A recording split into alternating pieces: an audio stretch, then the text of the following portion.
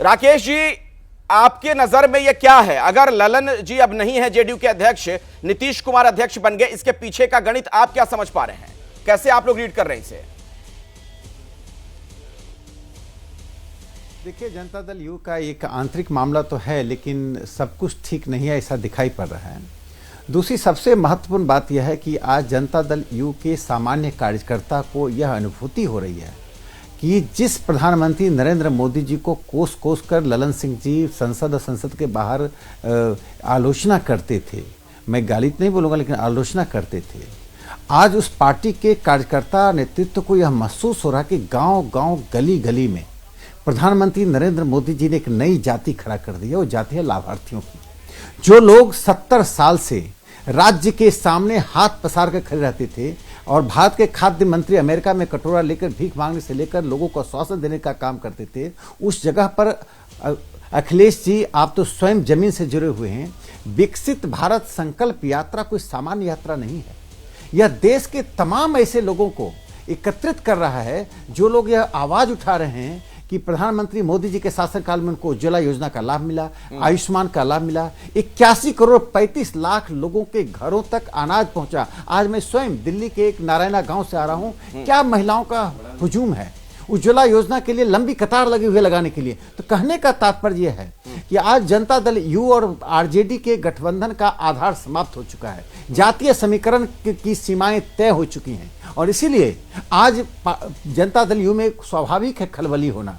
उनके आंतरिक मामलों में हम लोग हस्तक्षेप ना करना चाहते, न करेंगे, लेकिन मैं इतना जरूर बताना चाहता हूं कि इस गठबंधन की सरकार से बिहार उत्प्रेरित बिहार की हालत बहुत ही खराब है। ठीक है। जो मैं पहले भी आपके यहाँ कहा कि शराब माफिया, बालू माफिया और भू माफिया इस सरकार को चला रही है। ठीक है अभिषेक जी, आप जवाब देना चाहेंगे, फिर संजय जी का रुख करूंगा मैं। हाँ, आप लोग चूंकि घबराए हुए हैं इसीलिए इस तरह की बौखलाहट है पार्टी के अंदर, उसी की परिणति है ये जो बदलाव हो गया है अध्यक्ष के पद पर। आपको पार्टी के किसी भी नेता के बॉडी लैंग्वेज से, बयानों से कहीं बौखलाहट नहीं दिखती होगी, न घबराहट दिखती है। बेचैन कौन लोग हैं वो इन्हीं को पता है। कहते हैं कि जनता दल यूनाइटेड का आंतरिक मामला है, हम क्या बोलें, लेकिन इतना कुछ कह देते हैं। और बिहार में सब कुछ दिखेगा इनको, क्योंकि इनका चश्मा सिर्फ बिहार में काम करता है।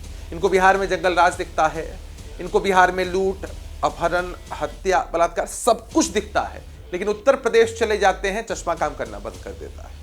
मणिपुर चले जाते हैं, आंखें भी बंद हो जाती हैं। वहां तो इनको राक्षस राज और दानव राज दिखता ही नहीं है, अत्याचार नहीं दिखता है, मसले नहीं दिखते हैं। देखिए, दोहरी नीति भारतीय जनता पार्टी की साफ तौर पर दिखती है कि बिहार के साथ पक्षपातपूर्ण रवैया।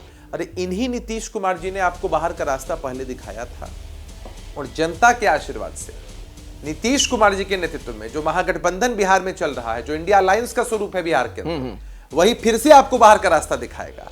इसलिए जितना आपको झांकना है हमारी पार्टी के अंदर, जितनी कुकड अप स्टोरीज बनानी है, जितना बोलना है बोल लीजिए। सुशील कुमार मोदी जी अपने हिसाब से स्क्रिप्ट पढ़ते रहते हैं, कोई नोटिस तो लेता नहीं उनकी पार्टी में। राजनीतिक प्रासंगिकता तो बच नहीं गई है, लेकिन जब तक कुछ बोलेंगे नहीं, शायद मीडिया भी नोटिस नहीं कहा यह भी जा रहा ना अभिषेक जी की अपनी राजनीतिक प्रासंगिकता, चूंकि आपने कैसे शब्द का इस्तेमाल कर लिया।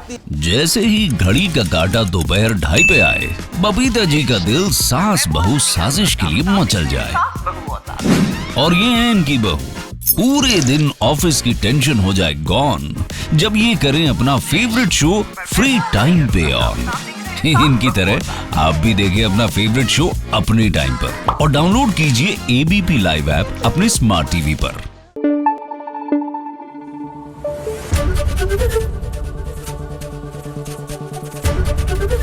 एबीपी न्यूज आपको रखे आगे।